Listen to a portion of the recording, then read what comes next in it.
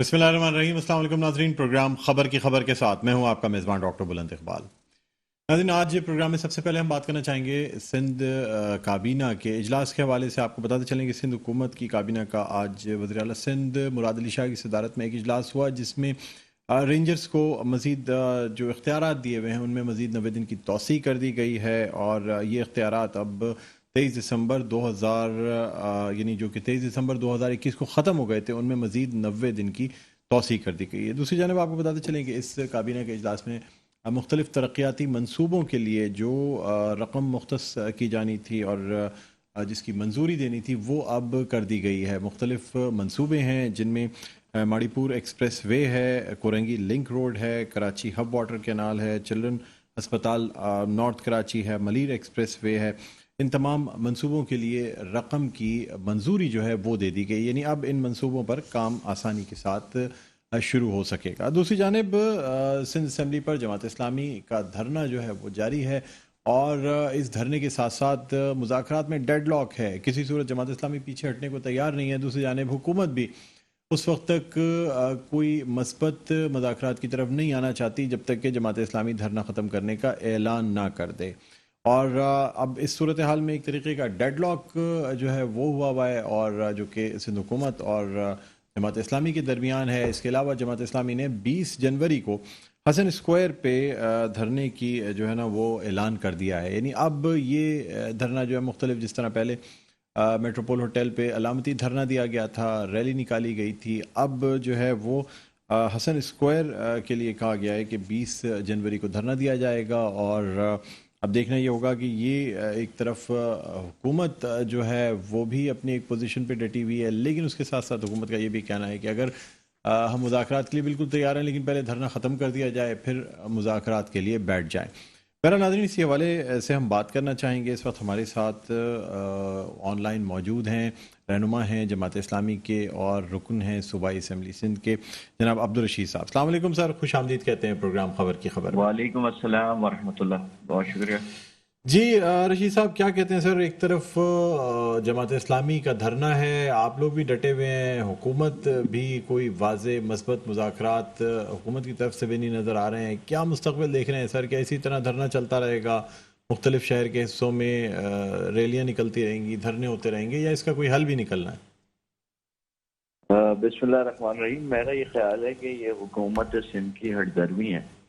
एक तो उन्होंने जो है वो शब खून मारा है शहर पर, और सिंध के तमाम शहरों के लिए एक अजाब पैदा कर दिया है इस काले कानून के तहत, और दूसरी तरफ संजीदगी का भी मुजाहरा नहीं कर रहे। जमात इस्लामी एक नजरियाती लोगों की जमात है और इस शहर के अंदर उसका स्टेक है। जमात इस्लामी ने 19वीं रात शुरू हो गई है, मुस्तकिल धरने में सख्त मौसम को बर्दाश्त कर लिया है। बारिशें आई, सर्दियों की लहर आई, और अल्हम्दुलिल्लाह लोग साबित कदम गए, और अब हमने अपनी इस तहरीक को मजीद तोसी दे दी है। अब ये कारवान भी निकलेंगे और मुख्तलिफ जगहों के ऊपर जो है वो मराकज़ ऐसे हैं उनके ऊपर धरना देंगे, जिसके सिलसिले में जुमेरात को भी जो है वो हमने 20 तारीख को सिविक सेंटर के ऊपर जो है वो ख़वातीन के धरने का भी ऐलान कर दिया है। रात वज़ीर बल्दियात नासिर हुसैन शाह साहब ने फ़ोन पर मुझसे रब्ता किया था, और आज शाम की बात तय हुई थी उनके साथ कि जी वो मुलाकात के लिए उनकी कमेटी आएगी। लेकिन शाम 4 बजे से हम होनोज इस वक्त धरनागाह के अंदर उनके मुंतज़िर ही हैं। तो ये सारी चीज़ महसूस ये हो रही है कि ये डिले टैक्टिक्स करके जो है वो चीज़ों को टालने की कोशिश कर रहे हैं। तो इनको पता होना चाहिए कि कोई मौसमी जमात नहीं है, बल्कि ये जमात इस्लामी पाकिस्तान है, जिसके लोग अपने हुकूक के लिए इस वक्त डटे हुए हैं। अच्छा, तो सर अब यानी एक तरफ ये जो सिंध असम्बली के मरकजी दरवाजे पे धरना जारी है, और उसके साथ साथ अब हसन स्क्वायर पे भी ऐलान किया गया है। मजीद जो कहा गया था कि मुख्तलिफ शहर के कुछ पॉइंट्स ऐसे हैं जहाँ पे धरना दिया जाएगा, उसकी क्या पोजीशन है? इसमें देखिए, जुमेरात का तो हमने अनाउंस कर दिया है इस वक्त, लेकिन बिलतरतीब हमने बहुत सारी चीज़ों को तय किया हुआ है। प्लान बी और सी भी हमारे पास मौजूद हैं, और इसके अंदर मुतवक्को ये है कि अगर इनका रवैया यही रहा तो फिर जमात इस्लामी की ये चीज़ जो है ये बढ़ेगी। और हमने शारा पाकिस्तान के ऊपर, हमने जिना रोड के ऊपर, यूनिवर्सिटी रोड के ऊपर, और शहर के ऐसे तमाम मराकज़ के ऊपर, तिमाड़ी और मारीपुर के ऊपर, और गवर्नर सिंध हाउस اندر اور سی ایم ہاؤس میں بیک وقت ہم نے پلان کیا ہے کہ ہم ان تمام جگہوں کے اوپر جو ہے وہ اس احتجاج کو بڑھائیں گے. ٹھیک. اچھا عبدالرشید صاحب، اس وقت جو کرونا کی لہر جو کہ ہمارا ملک فیس کر رہا ہے، کیسز بڑھتے چلے جا رہے ہیں، بڑا متعدی مرض، یہ جو لہر ہے یہ بڑی فاسٹ گروئنگ لگ رہی ہے. کراچی میں آپ دیکھیں ہر دوسرے تیسرے گھر میں کوئی نہ کوئی شخص جو ہے نا وہ یا تو فلو میں مبتلا ہے یا کووڈ میں مبتلا ہے. کچھ لوگ ٹیسٹ نہیں کراتے، کچھ کراتے ہیں تو جو مثبت آنے کی شرح ہے وہ بھی بہت زیادہ اب پہلے مطلب 10% ہوئی، 20% ہوئی، اب 30% سے بھی تجاوز کر رہی ہے. سر ایسی صورتحال میں کیا اس دھرنے کو مؤخر کیے جانے کا بھی امکان ہے، یا اگر حکومت کی جانب سے کسی قسم کی پابندی لگائی جاتی ہے تو جماعت اسلامی کا کیا اس پہ رد عمل ہوگا یا لا عمل کیا ہوگا آگے کا؟ دیکھیں، کورونا کی وبا اپنی جگہ ایک حقیقت ہے، اس کے لیے جو احتیاطی تدابیر ہو سکتی ہیں وہ ہو رہی ہیں. ہم نے بھی یہاں پر ماسک اور باقی چیزوں کا انتظام کیا ہے، سوشل ڈسٹینس کو بھی مینٹین کریں گے. لیکن میرا خیال ہے کہ کورونا سے زیادہ بڑی وبا ہے جو اس وقت کرپشن کی وبا ہے، زیادتی کی وبا ہے، اور یہ مستقل پورے سندھ کو اپنی لپیٹ میں لی ہوئی ہے. کورونا کے امراض تو اپنی جگہ پر موجود، جو ہیلتھ کی سروسز سندھ گورنمنٹ کی نہیں ہیں، جس کی وجہ سے جو ہے وہ 1.5 لاکھ بچے جو ہے وہ سالانہ جو ہے وہ ڈائریا اور ہیپاٹائٹس کی وجہ سے مر رہے ہیں. ہیپاٹائٹس کا مرض جو ہے صلاحیت اختیار کیا گیا ہے، پینے کا پانی صاف موجود نہیں ہے، اور اس طرح کے جتنے امراض جو اس وقت وبا کی صورت اختیار کر گئے ہیں. یہ تو کورونا تو ابھی 2 سال سے متعارف ہوا ہے، یعنی ہمارے سندھ کے اندر جو ہے وہ 80 لاکھ لوگ جو ہے وہ اس وقت جو ہے منشیات کے عادی ہو گئے ہیں، اور اس میں سے ہلاکتوں کا ایک سلسلہ پورا جاری ہے. دیگر امراض بڑھ رہے ہیں، سرکاری اسپتالوں کے اندر دوائی موجود نہیں ہے. 62 بچے جو ہے تھر پارکر کے اندر جو علاج نہ ہونے کی وجہ سے گزشتہ مہینے کے اندر مر گئے. تو یہ وہ ساری حقیقتیں ہیں کہ جس کو بیان کرنا بہت زیادہ ضروری ہے. اس وقت کورونا سے بہت بڑا مسئلہ اس وقت جو ہے وہ حکومتوں کی زیادتی اور مس مینجمنٹ ہے.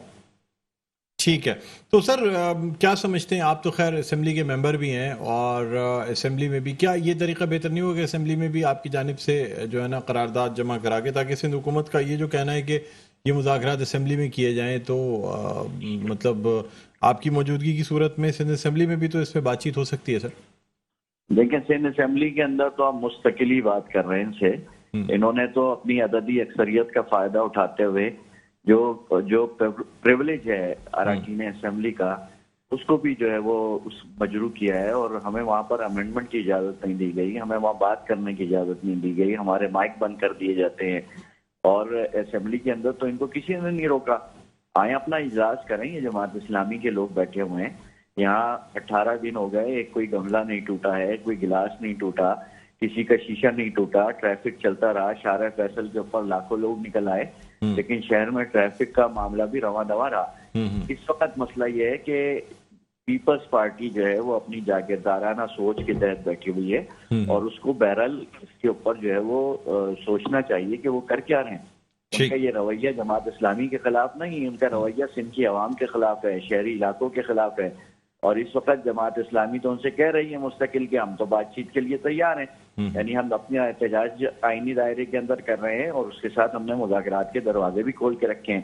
لیکن اگر یہ ہٹ درمی کریں گے تو ظاہر سی بات ہے کہ پھر ان کی نظام حکومت چلانا یہ خود ایک سوالیہ نشان بن جائے گا. اچھا، تو چلیں سر، ہم آپ کے ساتھ ساتھ اب اس وقت ہمیں آن لائن جوائن کیا غلام محمد تھیم صاحب نے، جو کہ رہنما پاکستان پیپلز پارٹی کے، وہ ہمارے ساتھ ویڈیو لنک پہ موجود ہیں. ہم ان کو بھی خوش آمدید کہنا چاہیں گے. السلام علیکم سر، خوش آمدید کہتے ہیں جی، پروگرام وعلیکم خبر السلام. کے. جی تھینک یو سو مچ. جی welcome welcome. Sir Jamaat Islami کا ایک طرف دھرنا چل رہا ہے، پاکستان زمین پارٹی کی جانب سے بھی اعلان کیا گیا ہے 30 جنوری کا، پھر متحدہ قومی movement Pakistan P T I اور جی ڈی اے کی جانب سے بھی احتجاج کیا جا رہا ہے. دوسری جانب سر آپ کی جانب سے بھی مارچ کے لیے کہا گیا ہے، آپ لوگ بھی ایک مارچ کی تیاری کر رہے ہیں. تو سر کیا یہ ملک میں معاشی صورتحال ملک کی کیا ہوتی جا رہی ہے، لیکن ہماری تقریباً تمام ہی سیاسی جماعتیں کسی نہ کسی کے خلاف احتجاج کرتی نظر آ رہی ہیں، کیسے چلے گا سر ملک اس طرح اگر احتجاج ہی ہوتے رہیں گے صرف؟ تو جی بسم اللہ الرحمن الرحیم. دیکھیں، جو پاکستان پیپلز پارٹی کا لانگ مارچ ہے اسلام آباد کی طرف، وہ ایک الگ ٹاپک پہ اور ایک الگ نوعیت کا جو ہے احتجاج ہے، اور اس مارچ ہے وہ ملک میں بڑھتی ہوئی مہنگائی، بے روزگاری، اور جو ملک میں لوگوں کے پاس بجلی نہیں ہے، اگر بجلی آ رہی ہے تو اتنی مہنگی مل رہی ہے، گیس لوگوں کے گھروں پہ جو ہے 2-2 دن نہیں ہے. یہاں پہ کراچی میں کبھی میں نے نہیں دیکھا کہ یہاں پہ چلیں ہم دوسرے علاقے تو چھوڑیں، ڈیفینس کے اندر 4 دن جو ہے وہ گیس نہیں ہوتی. اب بات ہے جہاں تک جو ہے جماعت اسلامی اور جو ہے وہ پی ایس پی کی، تو پی ایس پی کا تو میرے خیال میں کوئی سٹیک نہیں ہے، نہ ان کا کوئی کاؤنسلر ہے، نہ ان کا کوئی جو ہے وہ پروونشل اسمبلی میں کوئی ممبر ہے. جماعت اسلامی ان کے جو ہے وہ بھی رشید صاحب آپ کے ساتھ ہیں، وہ ممبر ہیں یہاں پروونشل اسمبلی کے. جو طریقہ کار ہے، جو آئین میں جو جمہوری طریقہ ہے کہ آپ اسمبلی کے اندر اس چیز کو اپوز کریں، آپ اسمبلی کے اندر اس پہ جو ہے وہ ترمیم پیش کریں. یہ آپ اصل میں اب جو دھرنے کی انہوں نے بات کی کہ حسن اسکوائر پہ دھرنا دیں گے، دھرنے کی یہ کوشش تو ابھی کچھ دن پہلے جو اشارہ فیصل بلاک کرنے کا انہوں نے کہا تھا، وہاں پہ ان کے پاس 100 لوگ بھی جمع نہیں ہو سکے، پھر وہ وہاں سے واپس چلے گئے اسمبلی بھی. آپ اگر آپ نے پرسنلی جا کے ان کا دھرنا دیکھا ہو تو وہاں پہ بھی 100 لوگ نہیں ہوتے. یہ اپنی ایک جو ہے وہ مری ہوئی سیاست اور وہ چمکانے کے لیے جو ہے وہ دھرنے. تیم صاحب سر میں آپ سے سوال یہ کرنا چاہوں گا. تیم صاحب میں سر آپ سے یہ اور سر میری بات آخری سنیں، اور دوسری جماعتوں سے تو ہماری اتنی بات چیت بھی نہیں ہوئی. رشید بھائی ہمارے بھائی ہیں، رشید بھائی سے ناصر شاہ صاحب کی بھی بڑی محبت ہے، اور وہ ان کے پاس خود چل کے گئے ہیں. ان کے جو امیر جماعت اسلامی کراچی حافظ نعیم ان کے پاس چل کے گئے، ان کے پاس دھرنے میں چل کے گئے. جماعت اسلامی سے تو ہم نے پتہ نہیں کتنی دفعہ بات چیت کرنے کی. اب مجھے تو یہ لگ رہا ہے کہ جماعت اسلامی والے شاید ایشو حل کروانے کے لیے سنجیدہ نہیں ہے، لیکن دھرنا لگانے میں سنجیدہ ہے. نہیں تیم صاحب سر میں آپ سے یہ کہنا چاہوں گا، لگتا ہے ایسا جی سر میں ایک پوائنٹ ان کو پہلے کہہ دوں. تیم صاحب بات یہ ہے کہ لگتا ہے ایسا سندھ حکومت نے کچھ انا کا مسئلہ بھی بنا لیا ہے. دیکھیں سر، اگر تمام پارٹیز کہہ رہی ہیں، آپ نے پہلے بھی ترامیم، آپ کا بل جو لایا گیا تھا گورنر صاحب کی طرف سے واپس بھیج دیا گیا، پھر مزید ترامیم کر کے آپ لے آئے. سر جب تمام جماعتیں ایک بات پہ متفق ضرور ہیں کہ پہلے اس بل کو واپس کر لیا جائے، اس کے بعد مذاکرات کر لیں. آپ بھی کہتے ہیں مذاکرات کر لیں. سر کر لیں بل واپس، مذاکرات سے چاہے یہی دوبارہ بل واپس لے آئیے گا، لیکن یہ احتجاج تو ختم ہوگا. سر اس کو واپس لینے میں کوئی سندھ حکومت نے انا کا مسئلہ بنایا ہوا ہے؟ پیپلز پارٹی یا سندھ حکومت کی کوئی انا نہیں ہے اس بل پہ. ہمارے وزراء بارہا کہہ چکے ہیں کہ بھائی یہ کوئی قرآنی جو ہے وہ نہیں ہے، یا جو ہے کوئی حدیث نہیں ہے. اس میں چینجنگ، اس میں جو ہے وہ اس کو رد و بدل ہو سکتی ہے، لیکن اس کا ایک طریقہ کار ہے، وہ بیٹھ کے بات چیت سے ہو سکتی ہے نا. اب آپ ڈرائیں کہ بھائی ہم اتنے لوگ لے کے آئیں گے، ہم دھرنا لگائیں گے، آپ ہمارے مسئلہ حل کریں. جب آپ کے پاس چل کے آتا آبویسلی، اب اگر کسی بھی دو فریقین کے مابین کسی چیز پہ بات چیت ہوتی ہے، اگر 10 پوائنٹس دیے جاتے ہیں تو 5 اس کے مانے جاتے ہیں، 5 پہ بات چیت ہوتی ہے. اگر میں کہوں کہ نہیں، میں نے جو ہے وہ ڈنڈے کے زور، میں نے دھرنے کے زور پہ جو 10 کے 10 پوائنٹس منوانے، تو پھر ایسا تو نہیں ہو سکتا. تیم صاحب تو آپ لوگ بھی تو لانگ مارچ کر رہے ہیں نا، آپ بھی جو ہے وہ پاکستان تحریک انصاف کی حکومت کو کچھ مطالبات بھیج دیں، کچھ مذاکرات کر لیں. لانگ مارچ سے کیا حاصل ہوگا؟ پھر آپ بھی احتجاج نہ کریں. پھر اگر آپ یہ سمجھتے ہیں کہ مذاکرات کرنے چاہیے، احتجاج نہیں کرنا چاہیے، تو آپ لوگ کیوں لانگ مارچ کر رہے ہیں؟ سر وہ جو پیپلز پارٹی کے مطالبات ہیں یا پیپلز پارٹی کی جو پوائنٹس ہیں، اس پہ سارا ملک، پیپلز پارٹی کیا ساری جو ہے پوری پاکستان کی عوام اس پہ بات کرتی ہے، اس پہ احتجاج ہوتے ہیں کہ بھائی اس کو جو ہے وہ قیمتیں کم کی جائیں یا مہنگائی پہ قابو لایا جائے، لیکن نہیں ہوتا. آپ دیکھیں وہ نہیں ہو رہا، تب مجبوراً پاکستان پیپلز پارٹی اپنے جو لانگ مارچ کی طرف جا رہی ہے.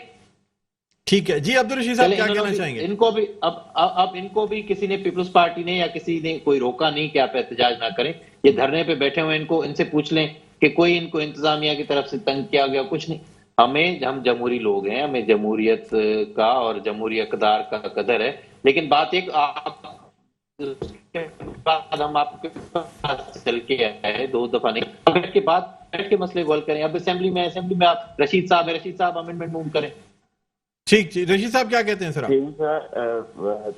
میرا خیال ہے ٹیم صاحب تو بہت محترم دوست بھائی ہیں ہمارے، لیکن میرا خیال ہے کہ آپ کو اندازہ ہوگا کہ سندھ کے اندر نظام حکومت نے نظام تعلیم کا حشر کیا ہے کہ ان کو لاکھوں لوگ شارع فیصل پر سوئی نظر آتے ہیں.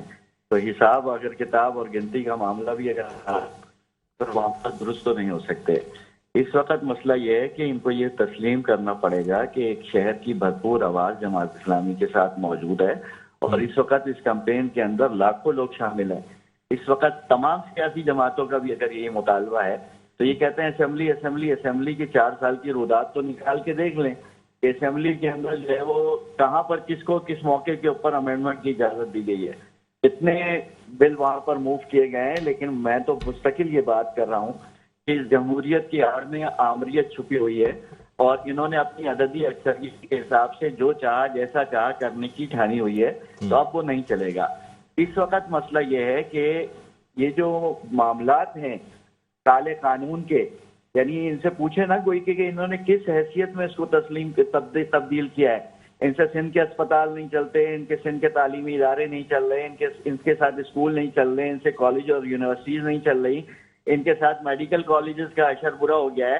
اور اب یہ کے ایم سی کے اسکول لے کر کے یہ سمجھتے ہیں کہ جی کوئی بہت بڑا کارنامہ سر انجام دے دیں گے۔ یہ عباسی شہید ہاسپٹل سندھ گورنمنٹ نے نہیں بنایا تھا، یہ جو ہارٹ ڈیزیز ہاسپٹل ہے سندھ گورنمنٹ نے نہیں بنایا تھا، یہ بلدیات کے نمائندوں نے بنایا تھا۔ اور وہ جو لیاری جنرل ہاسپٹل ہے وہ بھی عبدالستار افغانی نے بنایا تھا۔ یعنی ان کے تو تختیاں لگا کر کے چھوڑ کے چلے جانے والا کام ہمیشہ سے رہا ہے۔ اس وقت معاملہ یہ ہے کہ جی ان کو سنجیدہ کوشش کرنی ہوگی اگر یہ سندھ کی عوام کے ساتھ سنسیئر۔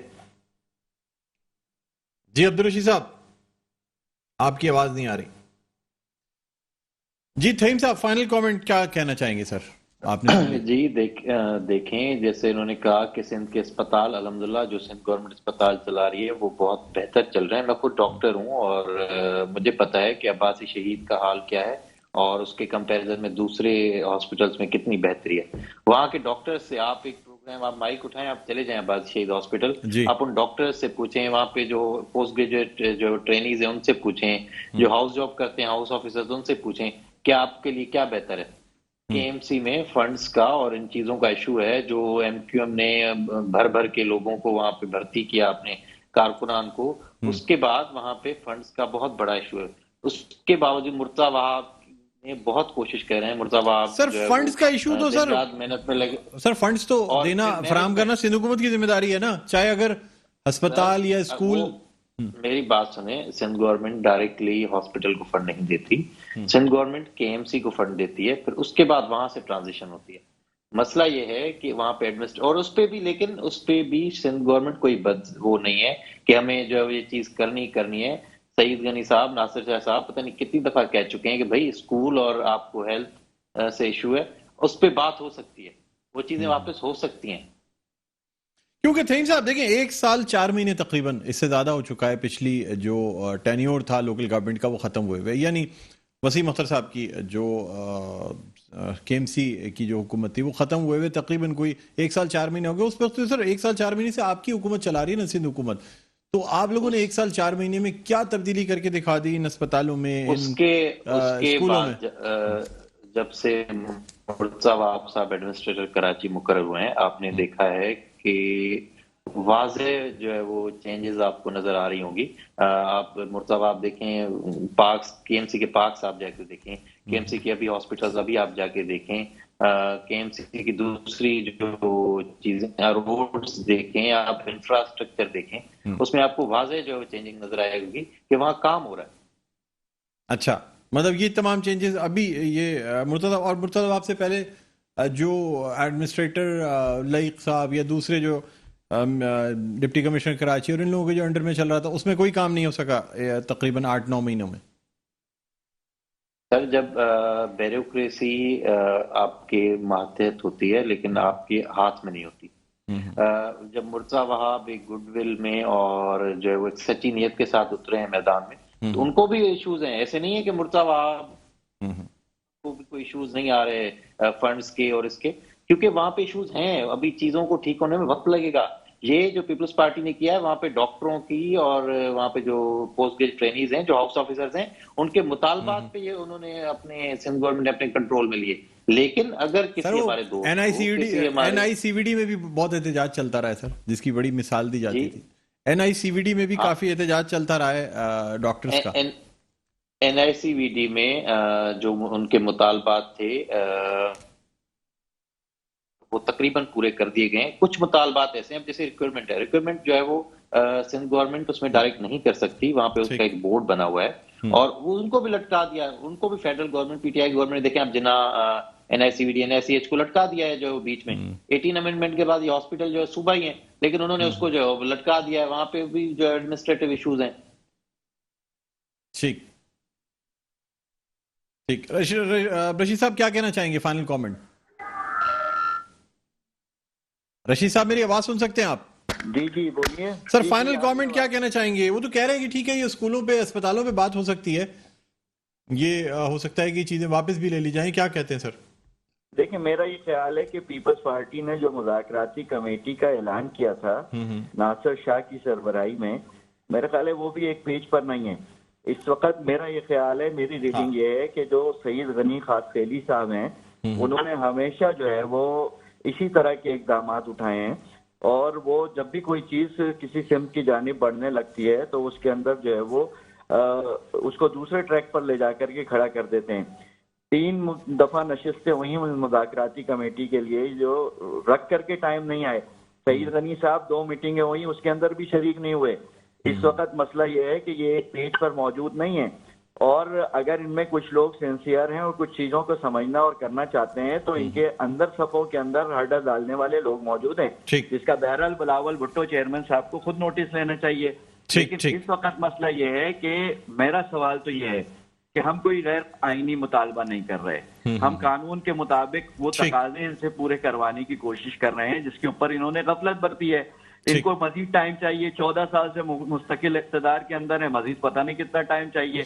ठीक है सर, 28 साल से मुस्तकिल जो है वो 70 से हुकूमतें कर रहे हैं, लेकिन लाड़काना के बच्चों के पाँव में आज भी जूती नहीं है, स्कूलों के ऊपर छप्पर नहीं है, वो मेडिकल हॉस्पिटल्स के अंदर जो है वो सिरिंज एनजीओ की दी हुई है, कुत्ता काटने की वैक्सीन मौजूद नहीं है इस वक्त। अगर ठीक रशीद साहब, ठीक है, बिल्कुल आपकी तमाम बातें, सिर्फ करप्शन हुई है, सिर्फ करप्शन।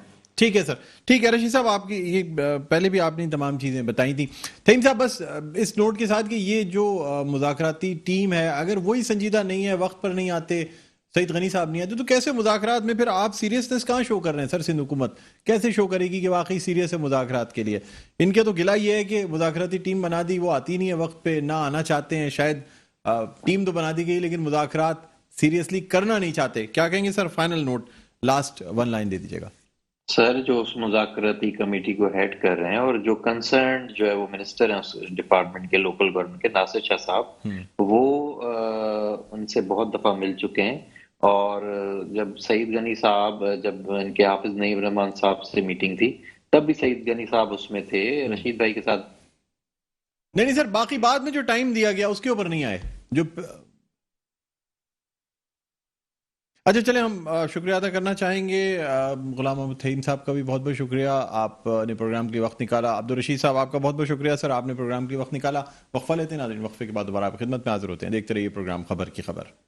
जी नाज़रीन, वेलकम बैक, एक दफ़ा फिर आपको खुशामदीद कहते हैं प्रोग्राम में खबर की खबर। मैं हूँ आपका मेज़बान डॉक्टर बुलंद इकबाल। नाज़रीन, अब हम कुछ बात करना चाहेंगे कश्मीर रोड पर होने वाली उस कत्ल की वारदात के हवाले से जो कि गुज़िश्ता चंद रोज़ कबल हुई, और एक ऐसा शख्स जो कि जिसकी चंद ही रोज़ कबल शादी हुई थी, 2 रोज़ कबल वलीमा हुआ था, माँ और बहन से ज्वेलरी छीनने की कोशिश की गई।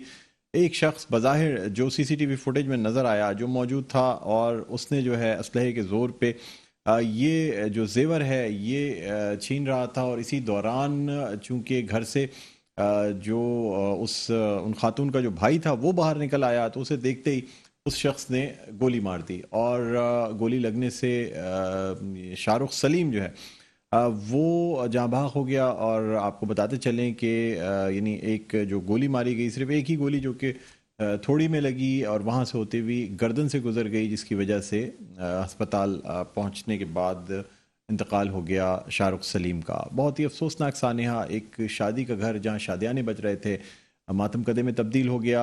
उसके बाद हमने भी इस पे प्रोग्राम किया, उनके भाई जहाज़ेब जो हैं उनको भी हमने प्रोग्राम में शामिल किया, और हमारे साथ आरिफ बंगश भी रहे जो इस पूरी स्टोरी को फॉलो कर रहे थे। अब आपको बताते चलें कि एक नई डेवलपमेंट ये हुई है कि ये जो शख्स था जो डकैती में मज़ाहमत की वजह से जिसने ये कत्ल किया, वो शख्स रात में जब छापा मारा गया, पुलिस ने सीसीटीवी फुटेज देखी तो ये अंदाज़ा हुआ कि एक नहीं बल्कि 2 अफराद थे। एक शख्स मोटरसाइकिल से उतर के होटल में बैठ जाता है, और ये शख्स जो है ये डकैती की वारदात करने इस गली में आता है जो कि रिक्शे का ताक़ुब करते हुए आया था।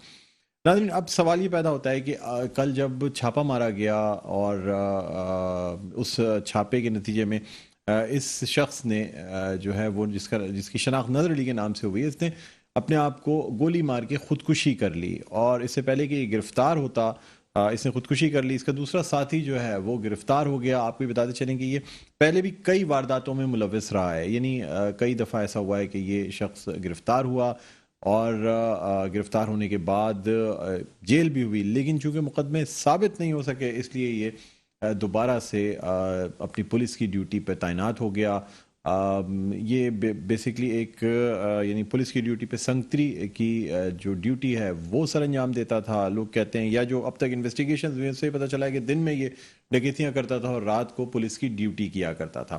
بہرحال یہ جو تمام قصہ ہے, آیا یہ واقعی خودکشی ہے یا یہ کہ کیا اس معاملے میں ہوا ہے مبینہ طور پہ اب تک اس کے بارے میں مصدقہ طور پہ نہیں کہا جا سکتا, کیونکہ ایک ایسا شخص جو کہ عادی مجرم تھا, جو ڈکیتی کرتا تھا اور ساتھ میں پولیس کی نوکری کرتا تھا, وہ پولیس سے گرفتار ہونے کے خوف میں اپنے آپ کو کس طرح گولی مار سکتا ہے.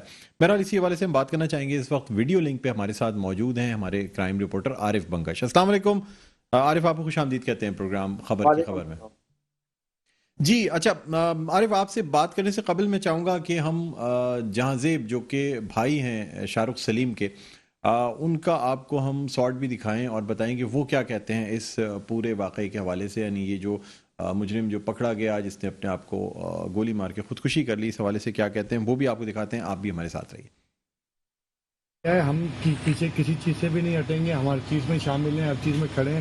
باقی جو ہمارا ملزم مر گیا, ہمیں مین اسی چیز کے اوپر تھا کہ ہمارا بھائی کا قاتل مارا گیا, اللہ نے اس کو جہنم واصل کیا. اس کو جس طریقے سے اس نے خودکشی روز مرے گا. ہمارا بھائی تو شہید ہوا, اس نے اپنے آپ کیا, جو خودکشی کی ہے تو خودکشی مطلب حرام موت مر گیا, اور روز مرے گا.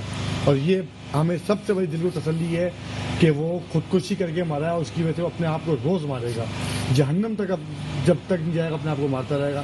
ہم اس بات کی بہت تسلی, اور اللہ پاک سے دعا ہے ہماری کہ اللہ پاک نے ہمارے کو بہت جلد اور یہ چیز دکھائی ہے, اور اس شہید کو اللہ نے سرخرو کر یہ بتایا تھا کہ بس ہمارے پاس کچھ بہت ساری انفارمیشن ہے, کچھ CCTV فوٹیجز انہوں نے لی تھی, کچھ مطلب باریک بینی انہوں نے کیا. بس ہمیں انہوں نے بتایا کہ ہمیں اس بندے پہ وہ ہے, اور یہ بندہ انشاءاللہ آپ کے بھائی کا قاتل ہے, اور ہم اس کو ڈھونڈیں گے. باقی میں نے ان سے پوچھا بھی کہ آپ کچھ بولا, بس ہم آپ کو جب وقت آئے گا پھر بتائیں گے. باقی کیونکہ وہ آپ کو پتہ ہے کہ کچھ خاموش چیزیں ہوتی ہیں, تو انہوں نے اس لیے ہم کو نہیں بتایا کہ کیونکہ ہم غم میں ہیں, اور اس لیے ہمیں انہوں نے اس چیز کو نہیں بتایا. بولا کہ ہم پہنچ گئے ہیں, انہوں نے CCTV فوٹیجز لی ہیں, کچھ چیزیں لے کے انہوں نے اپنے جو کام کیا اس کے اوپر مجھے نہیں پتہ, لیکن انہوں نے ہر لمحہ بلمحہ میرے ساتھ تھے. تو میں اپنی گورنمنٹ سے یہ اپیل کرنا چاہتا ہوں کہ یہ پولیس والے, ان کے پاس ID کارڈ ہوتا ہے پولیس کا, جیب میں پسٹل ہوتا ہے, ان کے اوپر کب آپ چیک اینڈ بیلنس کریں گے کہ یہ تو جب دل چاہے گا کہیں بھی ناکے پہ روک لے گا کہ ہم پولیس والے ہیں, جا کے وعدات کریں گے لوگوں کو مار کے آ جائیں گے, اور پھر پولیس والے کی ڈیوٹی پہ. تو اس کا check and balance chief justice صاحب آپ کو سب کچھ دکھتا ہے. چیف جسٹس صاحب آپ سے میری مین اپیل یہ ہے, آپ کو نسلا ٹاور دکھتا ہے, آپ کو پارک دکھتے ہیں, آپ کو باقی چیزیں بھی دکھتی ہیں, آپ کو انسانوں کی زندگی نہیں دکھتی. کہ سب سے بڑا جو لا اینڈ آرڈر کا جو معاملہ ہے, جو لوگ آج میرا بھائی گیا ہے, کل کو کسی کا آپ کا جائے گا, کل کو کسی کا بھی جائے گا, یہ ہمارا لخت جگر گیا ہے. جی ناظرین, یہ آپ نے دیکھا یہ بیان تھا جہازیب کا, جن کا کہنا یہ ہے کہ چلیں تسلی ہے ان کو کہ جو ان کے بھائی کا قاتل تھا وہ انجام تک پہنچا. عارف بنگش, آپ سے جاننا چاہوں گا یہ خودکشی کا واقعہ ہے مبینہ طور پہ یا کچھ اور بھی ہو سکتا ہے, آپ کیا کہتے ہیں؟ جی دیکھیں, SSP انویسٹیگیشن عزیز عارف کا کہنا یہ ہے کہ گزشتہ رات کو جو گلشن اقبال پر اطلاع ملنے پر چھاپہ مار کارروائی کی گئی. جو یہ فرزند علی ہے, یہ گلشن معمار کا رہائشی ہے, وہاں سے جو یہ اسپتال چیک اپ کرنے آیا تھا, جس پر جو پولیس کو دیکھ کر اس نے پلر کے پیچھے چھپ کر جو ہے اپنے آپ کو گولی مار کر ہلاک کر دیا ہے. پولیس کا اس دعویٰ یہ ہے, اور وہاں کی CCTV فوٹیج بھی میٹرو ون نیوز نے حاصل کر لی. اس میں CCTV فوٹیج میں دیکھا جا سکتا ہے وہ ایک پلر کے پیچھے چھپ کے اپنے آپ کو گولی مار رہا ہے, جس کے بعد جو 2 افراد بھاگتے ہوئے بھی نظر آ رہے ہیں. یہ جو واقعہ پیش آیا ہے, اس کا ساتھی عمران ہے, اس کو بھی پولیس نے پکڑ لیا ہے. عمران نے جو ہے سب ڈسکلوز کیا ہے کہ یہ فرزند علی دن میں جو ہے, رات میں جو ہے پولیس کی ڈیوٹی کرتا تھا, سنتری تھا آفس کے گیٹ کے پاس, اور دن میں جو ہے ڈکیتیاں مارتا تھا. عمران اسے ٹارگیٹ بتاتا تھا, سافٹ ٹارگیٹ. اس روز بھی اسی طرح ہی ہوا. اس روز جو ہے یہ دونوں موٹر سائیکل پر سوار تھے, پیٹرول پمپ پہ اس کو اتارا گیا ہے, 2 خواتین کو دیکھا ہے رکشے میں جاتے ہوئے, ان کا یہ سافٹ ٹارگیٹ ہے. اس پر جو ہے یہ उकेला गया फरजंद अली, ये अपनी चेहरे शनाख्त छुपाता था, इसने अपर पहना हुआ था, चेहरे को छुपा रखा था, और इसने जब खवातीन घर के बाहर उतरी हैं, इसने सॉफ्ट टारगेट उतर कर इनको लूटने की कोशिश की है, तो शाहरुख की वालदा ने जो है दरवाजा खटखटाया, शाहरुख बाहर आया और ये वाकया पेश आया है। वाकये के बाद इसने इमरान को होटल से उठाया है, फिर ये सदर गए हैं, और उसके बाद इसने गुलशन इकबाल में इमरान को छोड़ा है, और उसके बाद ये अपनी रिहाइशगाह गुलशन में मार चला गया, और उसके बाद पुलिस ने तहकीकात शुरू की, मुख्तलिफ सीसीटीवी फुटेज ली, जिसके बाद अरे इमरान पंकज, को इस गिरफ्तार किया दरमियान गया। इस दरमियान इमरान और फरजंद अली दोनों एक असलहे की दुकान पे भी गए हैं सदर में, और उन्होंने एक और असलहा खरीदा है। उस हवाले से कोई तफसीलात हैं आपके पास कि ये असलहा खरीदा गया, ये कहीं और तो इस्तेमाल नहीं हुआ, या ये जो असलहा शाहरुख सलीम के कत्ल में इस्तेमाल हुआ, इसकी मैचिंग एक और वाक़े से होती है, वहाँ पे भी गोली मारी गई थी और ये असलहा जो है ना, ये मैच हो गया था पहले ही। इस बेसिकली ये जो असलहा मैच हुआ था, इसने भी बड़ी मदद की है फरजंद अली तक पहुंचने में। जी बिल्कुल, आपने सही कहा है। ये जो असला है जो शाहरुख के कत्ल में इस्तेमाल हुआ, इसका को खोल लेके फ्रांसिक लैब भिजवाया गया। वहां से जो रिपोर्ट आई कि नबी बख्श में एक शख्स को जख्मी करने में भी यही वेपन इस्तेमाल किया गया है। और उसके बाद जो है ये वारदात के बाद जब इसने देखा कि एक बंदा जो है इसमें जो है कत्ल हो चुका है, तो ये नया पिस्तौल लेने की, और सदर से जो है सियाफा पिस्तौल लिया इसने, और लेने के बाद जो है उसने ये पिस्तौल इमरान को दिया, और उसके बाद ये वापस जो है चला गया अपने घर पर। गुलशन इकबाल गया वहाँ, इमरान को पिस्तौल दिया, उसके बाद ये गुलशन में मार चला गया अपने घर। और फिर दूसरे रोज जो है इमरान जो है पुलिस ने हिरासत में लिया टेक्निकल बुनियादों पर, उससे तफ्तीश की। उसने बताया, फिर SIU आरिफ अजीज ने बताया कि 3 मरतबा जो है जेल जा चुका है। बिलाल कॉलोनी, हैदराबाद और दीगर थानों पर इस पे मुकदमात भी दर्ज है, मगर डकैती के केस में ये बंद होने के बाद जो है बासानी जो है जमानत रिहा होने के बाद दोबारा यही वारदातें सर अंजाम देने। अरे पंकज, मेरा आपसे सवाल ये है कि ये तो वो वारदातें हैं यानी जिनके मुकदमा दर्ज हुए, या जिनमें शनाख्त हो गई, या जिनमें ये गिरफ्तार हो गया था और गिरफ्तार होने के बाद मुकदमा चलाया गया। इमरान ने और ऐसी कितनी वारदातों का एतराफ़ किया है? कोई इस हवाले से कुछ तफ्तीश सामने आई है कि इसके अलावा ऐसी वारदातें जो कि लोगों के नोटिस में ना आई हों, या मीडिया तक ना पहुंची हों, पुलिस तक ना रिपोर्ट हुई हों? हमारे शहर में अलमिया ये है कि बहुत सी वारदातें होती हैं लेकिन लोग मुद्दई नहीं बनते, ना FIR कटाते हैं, ना किसी को बताते हैं, बल्कि खामोशी इख्तियार कर लेते हैं, सब्र कर लेते हैं। ऐसी मजीद वारदातों का कुछ और पता चला है? देखें, जैसे मैंने आपको बताया कि 3 मरतबा ये जेल जा चुका है और 3 दफा पकड़ा जा चुका है, तो इसका मतलब है इसने दर्जनों लातादाद वारदातें की हैं मुख्तलिफ जगहों पर। और जैसे आपने कहा कि मुख्तलिफ जो वारदातें वो मकबूल भी नहीं होती, जिनका मुकदमा भी दर्ज नहीं होता, जिनसे इनको बहुत ज्यादा फायदा पहुंचता है, इन्होंने दर्जन वारदातें की हैं। ये पुलिस की एक काली भेड़ है फरजंद अली। पुलिस में जो है लातादाद काली भेड़ें हैं जो ऑर्गेनाइज क्राइम चलाती हैं, कत्ल भी करती हैं। अच्छा, जो इनकी ज्वेलरी वारदातें जो करती जो हैं। जो जेवर लूटा गया था, क्या उस हवाले से कोई रिकवरी हुई है? उस ज्वेलर के हवाले से जो खरीदता था, देखिए सर, बात यह है कि यही लोग जो है ना, जिनकी वजह से जब माशरे में सेकेंड हैंड चीज़ों की खरीदारी होती है, ऐसी चीज़ें जिनके बारे में कुछ इल्म होता है कि चोरी की है, एक पुलिस वाला जेवर ला के अगर हर दूसरे दिन देता हो किसी ज्वेलर को, तो ऐसा मुमकिन नहीं है कि उसे अंदाज़ा ना हो कि ये ज्वेलरी कहाँ से आती है। अब उन ज्वेलर्स के खिलाफ या ऐसी जगहों पे जहाँ ये मोबाइल वगैरह बेचता था, इस हवाले से कोई तफ्तीश सामने आई है? इस हवाले से भी तफ्तीश की जा रही है। ज्वेलरी कहाँ बेची जाती थी, और इसके अलावा जो दीगर कीमती अशियाँ हैं, घड़ियाँ हैं या मोबाइल फोन है, वो मुख्तलिफ दुकानों पर बेचे जाते हैं। कराची में जो इस वक्त मैं आपको बताऊँ, मोटरसाइकिल हैं, कारें हैं, जेवर है, मोबाइल फोन है, इनके खास माफिया इस चीजों को सस्ते दामों पर खरीदते हैं और आगे जाकर बेचते हैं। तो पुलिस को भी, कुछ पुलिस वालों को पता भी है कि इन दुकानों पर ये इन अफराद को ये चीजें बेची जाती हैं। और जो चारों के केस के हवाले से बात है, तो उस हवाले से भी तहकीकात की जाती है। फिलहाल तो इसका जो क्राइम डेटा जो है कलेक्ट किया गया कि पहले कौन से जराइम मुलव्वस रहा है और कौन सी केसेस में ये बंद रहा है और कहाँ कहाँ ऐसे मुकदमा दर्ज थे। ठीक। और अरे बस आपसे एक आखिरी सवाल करना चाहूंगा, ये जिस जाए। गोली से जिसने अपने आप को गोली मार के खुदकुशी की है, वो सरकारी असलाह था, वो असलाह था जो शाहरुख सलीम के कत्ल में इस्तेमाल हुआ था, या वो जिसने सदर से खरीदा? इस हवाले से कुछ आपको नॉलेज है? जी देखिए, सदर से जो असला खरीदने गया था वो वाकई के बाद दिया था। उससे पहले जो इसने असला इसके पास अपना जो मौजूद था, एज अ पुलिस एहलकार था, तो इसके पास जो असला मौजूद था वही वो डकैती में भी इस्तेमाल करता था। और नबी बख्श में इससे फायरिंग से जख्मी भी हुआ था, और इसी पिस्तौल से वो ट्रक یہ سرکاری اسلحہ تھا جس سے فائرنگ کی گئی تھی، شاہ رخ سلیم پہ جس سے فائرنگ کی گئی، وہ سرکاری اسلحہ تھا یا غیر قانونی اسلحہ تھا؟ سرکاری اسلحہ نہیں تھا، یہ اس نے لائسنس بنوا رکھا تھا اور اس پر اس نے یہ پستول اپنے نام پہ کروا رکھا تھا۔ ٹھیک ٹھیک ہے، ٹھیک، بہت بہت شکریہ عارف منگش، آپ نے پروگرام کے لیے وقت نکالا۔ ناظرین، پروگرام کا وقت اپنے اختتام پر پہنچتا ہے، مجھے بلند اقبال کو اجازت دیجیے، اپنا بہت خیال رکھیے گا، اللہ حافظ۔